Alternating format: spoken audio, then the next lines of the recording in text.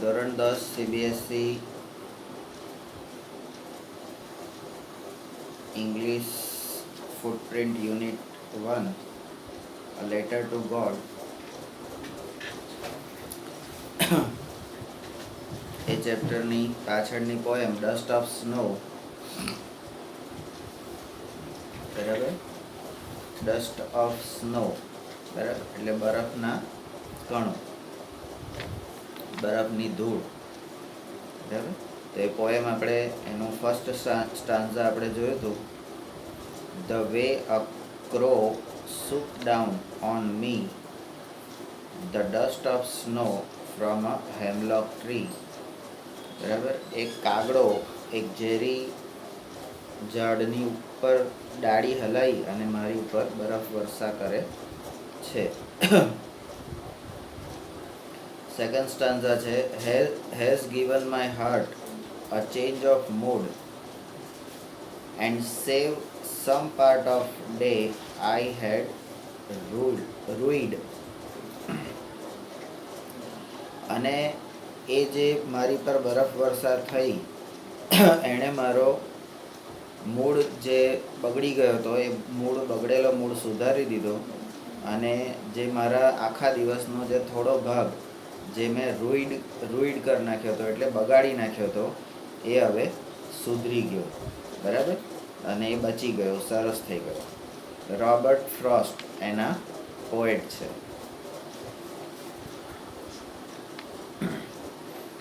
ગ્લોસરી છે.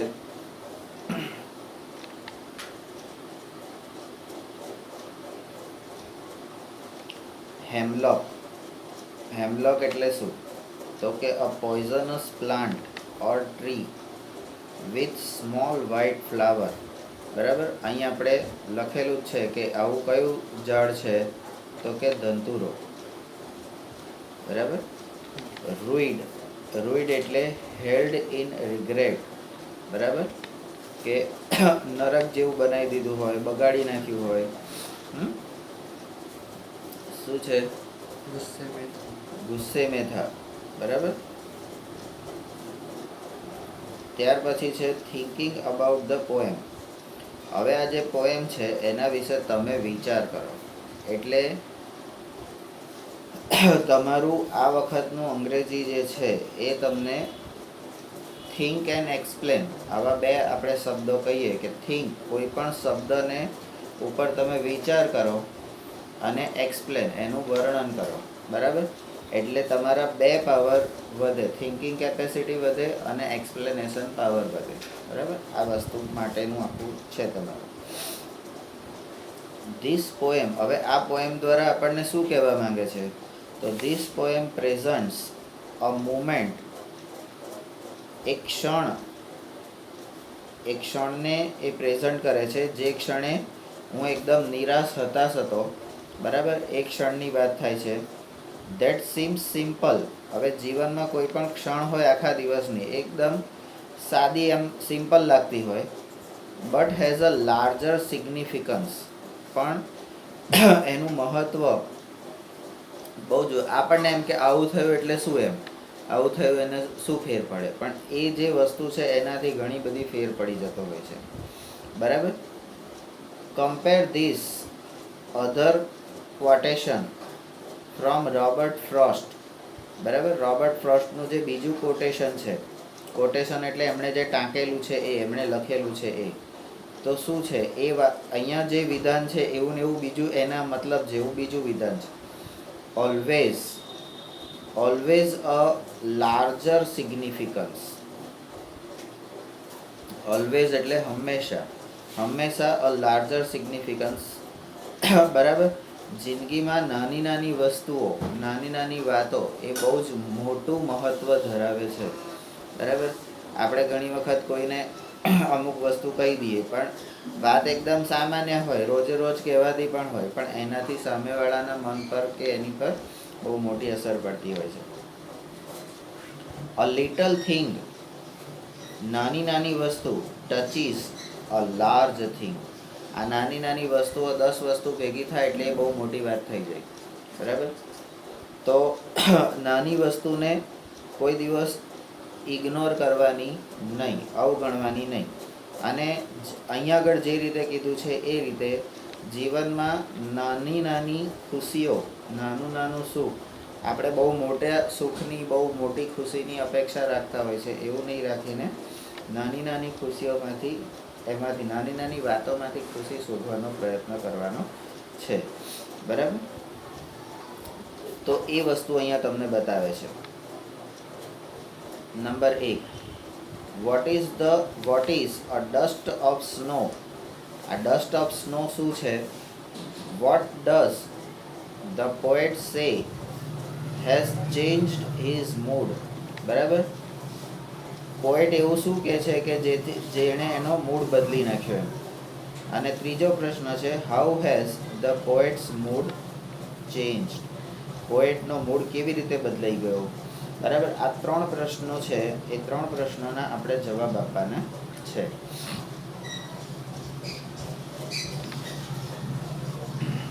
તો પહેલો છે, what is a dust of snow. બરાબર. તો a dust of snow means particle of snow held together. બરાબર. પાર્ટિકલ ઓફ સ્નો, બરફના કણો ભેગા થઈને એક ચાદર જેવું બનાવે. બરાબર. એને ડસ્ટ ઓફ સ્નો કહેવાય. એટલે એ આપણને હવે ખબર પડી ગઈ. બીજો ક્વેશ્ચન શું છે? તો બીજો ક્વેશ્ચન છે, એટલે આપણે અહીંયા આગળ ભલે આ ફકરા ટાઈપ લખેલું છે, આપણે આ પહેલાનો આન્સર, પછી લીટી છોડી દેવાની, આ બીજાનો આન્સર, પછી લીટી છોડી દેવાની, ત્રીજાનો આન્સર, એ રીતે આપણે લખવાનું છે. બરાબર. તો બીજો ક્વેશ્ચન છે આપણો, એટલે આ ક્વેશ્ચન પણ આપણે એ જ રીતે લખવાના છે. પહેલી લીટીમાં આટલું જ, બીજીમાં આટલું, ને ત્રીજીમાં ત્રીજો ક્વેશ્ચન. ભલે ક્વેશ્ચન એક જ છે, પણ એના 3 ભાગ છે, તો આપણે 3 ભાગની રીતે લખવાનું રહેશે. બરાબર. વોટ ડઝ ધ પોએટ સે હેઝ ચેન્જ હિઝ મૂડ. તો એવું શું થયું કે જેણે પોએટનો મૂડ બદલી નાખ્યો? તો ખાલી આન્સર આટલો જ છે, the falling of the dust. Falling of the dust of snow. એના ઉપર જે ડસ્ટ ઓફ સ્નો પડ્યો, on him changed his mood. બાકીનું બધું એનું એ જ છે. બરાબર. ત્રીજા ક્વેશ્ચન છે, તો how has the poet's mood change. પોએટનો મૂડ કેવી રીતે ચેન્જ થયો? તો ફર્સ્ટ હી ફેલ્ટ સેડ. પહેલાં તો એ દુઃખ અનુભવતો હતો. બરાબર. દુઃખી હતો. But the falling of dust of snow changed his mood. પણ એની પર બરફનો ધૂળ પડી, રજકણો પડી, અને એનો મૂડ બદલાઈ ગયો. It changed it towards the beauty of nature. અને એ કેવી રીતે, શું બદલ્યું એને? તો towards the beauty of nature, કુદરતની સુંદરતા તરફ એને વાળી દીધો. Or in a different way, અને અથવા તો એને બીજે દિશામાં એને મોકલી દીધો. બરાબર. Number 2, how does Frost. આ ફ્રોસ્ટ કોણ છે? રોબર્ટ ફ્રોસ્ટ, અ પોએટ. બરાબર. તો આ ફ્રોસ્ટ કોણ છે? પોએટ છે. How does Frost present nature in this poem. આ કવિએ આ પોએમની અંદર નેચર એટલે કુદરતને કેવી રીતે પ્રેઝન્ટ કરેલી છે? તો અહીંયા કુદરતને કેવી રીતે પ્રેઝન્ટ કરેલી છે? તો અહીંયા લખેલું છે, હજી આગળ એક ક્વેશ્ચન છે, the following questions may help you two think. મેં કીધું ને, અત્યારે તમને થિંક કરવાનું વિચારે, કલ્પના શક્તિ તમારી વધે, thinking capacity. Think of N answer. બરાબર. આ નીચે જે પ્રશ્નો આપેલા છે એના પરથી તમને જવાબો વિચારવાની એ મળશે. તો પહેલો ક્વેશ્ચન છે,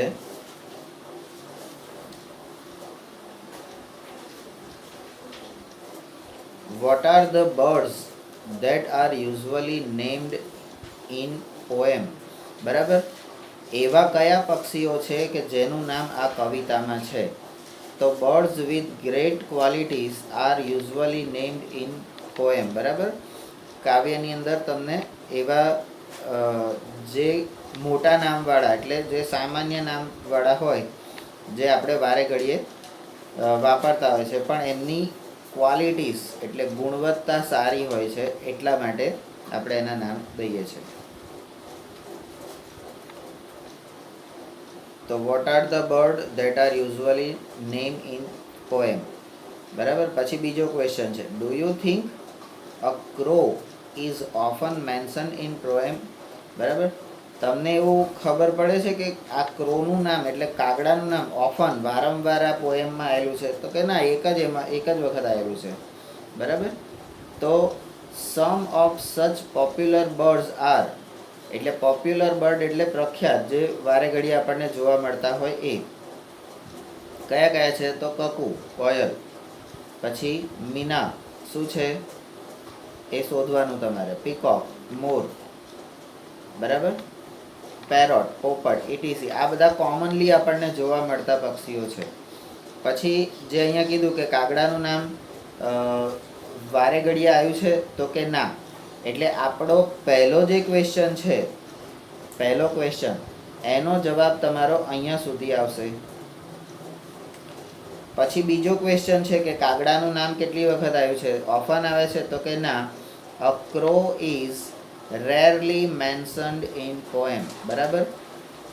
ભાગ્યે જ એકાદ વખત જ આવેલું છે. હવે ત્રીજો ક્વેશ્ચન છે, what images come to your mind when you think of a crow.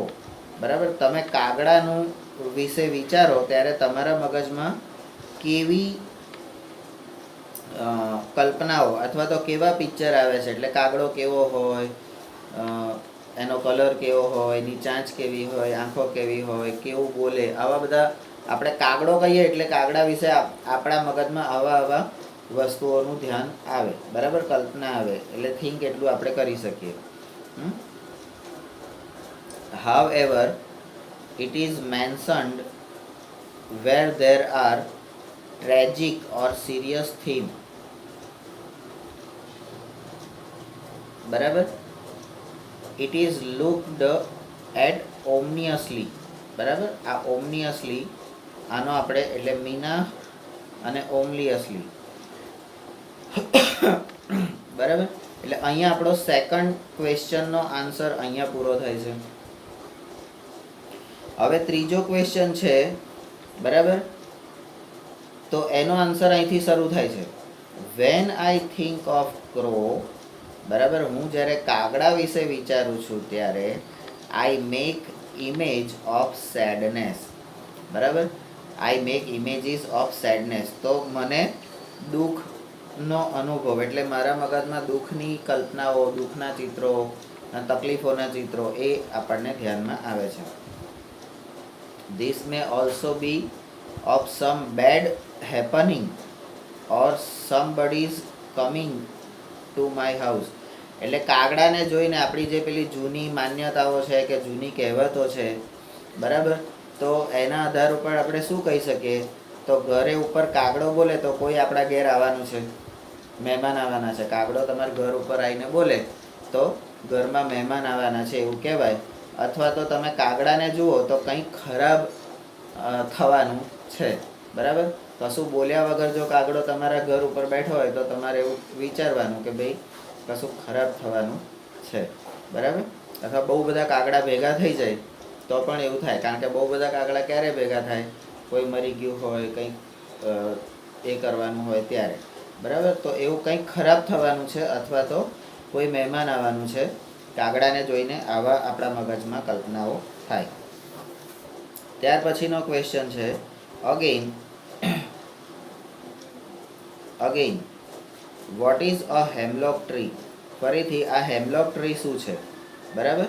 તો a hemlock tree is a poisonous plant. It has small white flowers.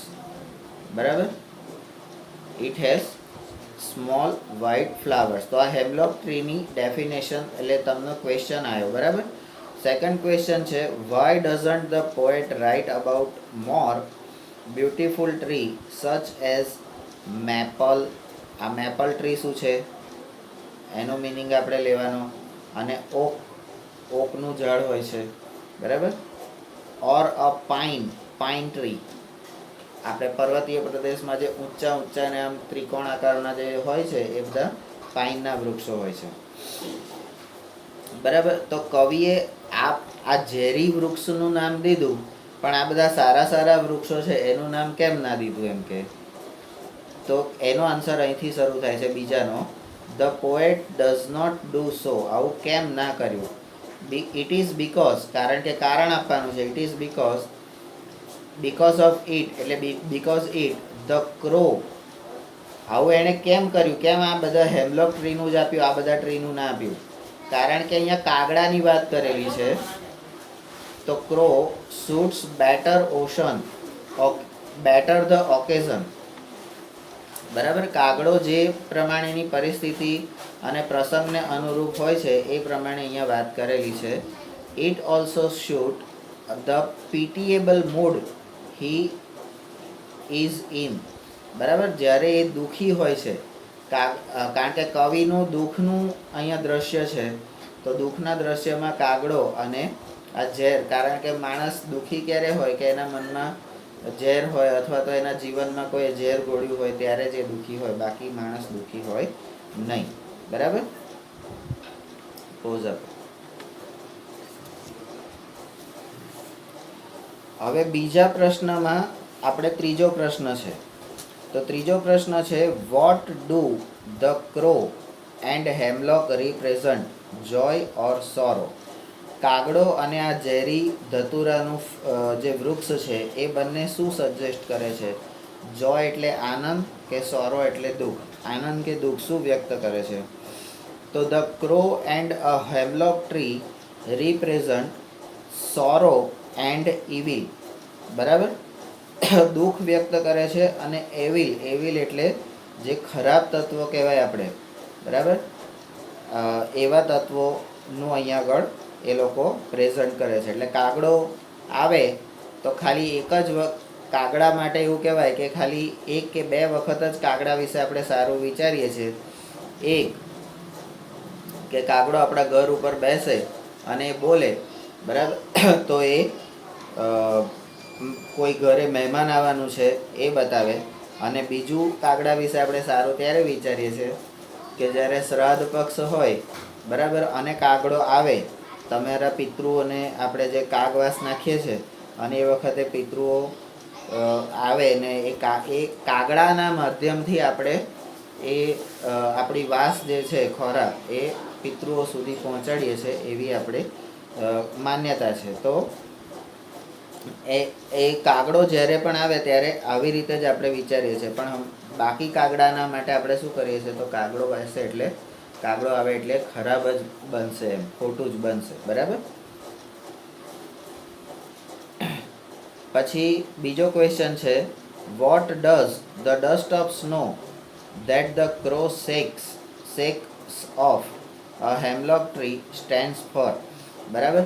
કાગડાએ આ ધતુરાના વૃક્ષ ઉપરથી બરફની જે ધૂળ એ આવી રીતે શેક ઓફ એટલે હલાઈને નીચે પાડી પેલા પર, એ શું બતાવે છે?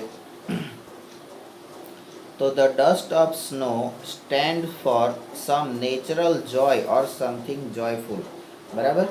એ એવું બતાવે છે, કુદરતી રીતે કંઈક સારું થવાનો અણસાર બતાવે છે અને આનંદના સમાચાર છે.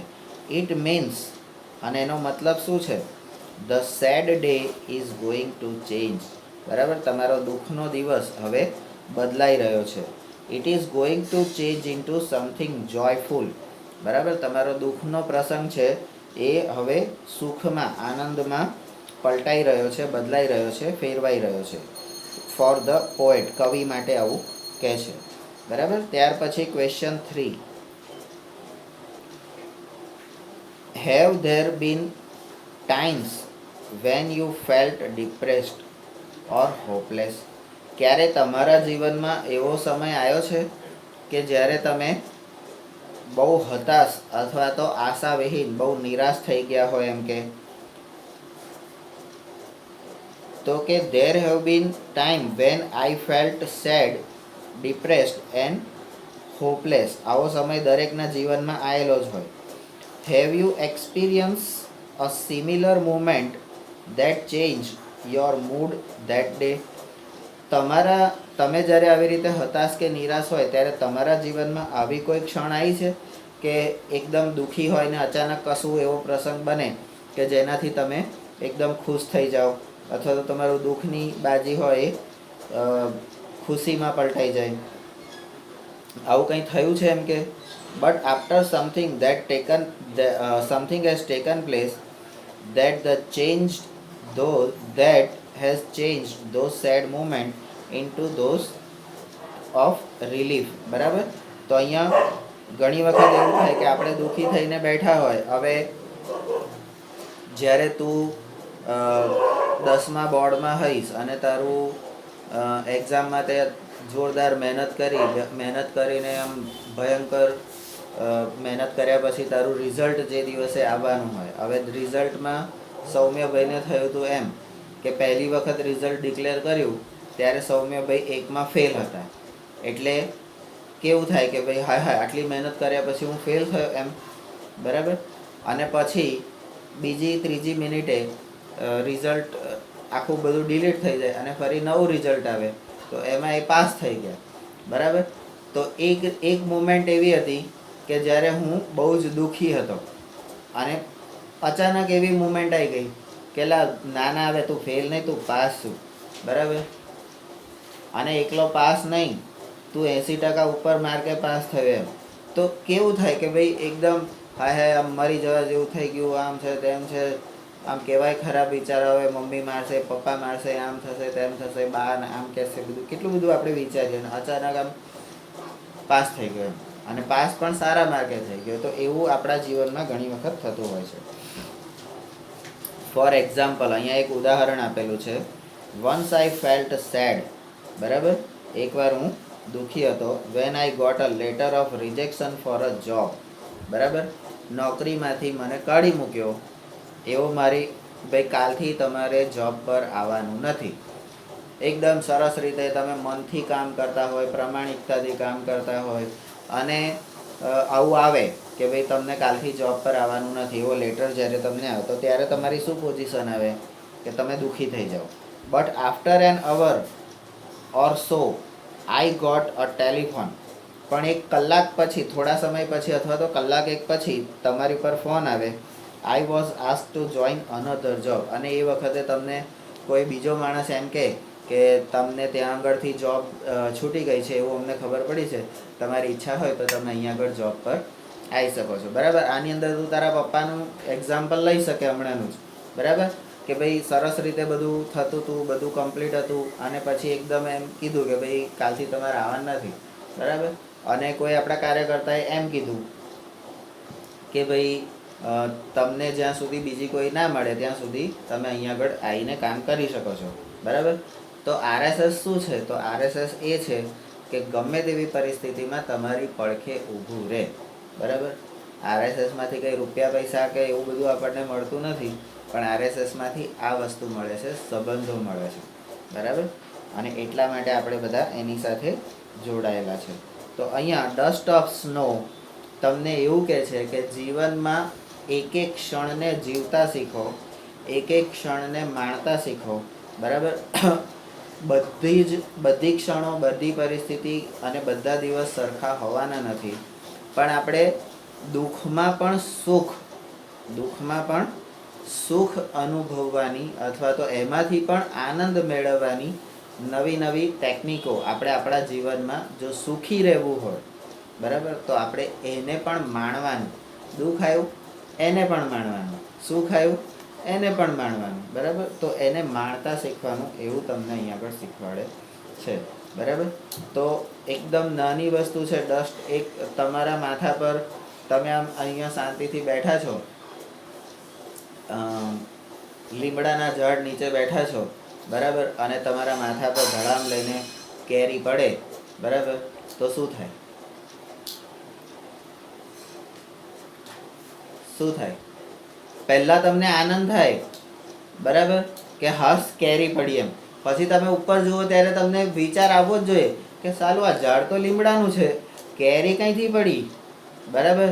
તો ઉપર પેલી કલ્પના દીદી બેઠી હોય અને એવી આ નીચે કેરીઓ તને મારતી હોય. બરાબર? તો એ આનંદ. બરાબર? તો એ વસ્તુ અહીંયા પણ શીખવાની છે.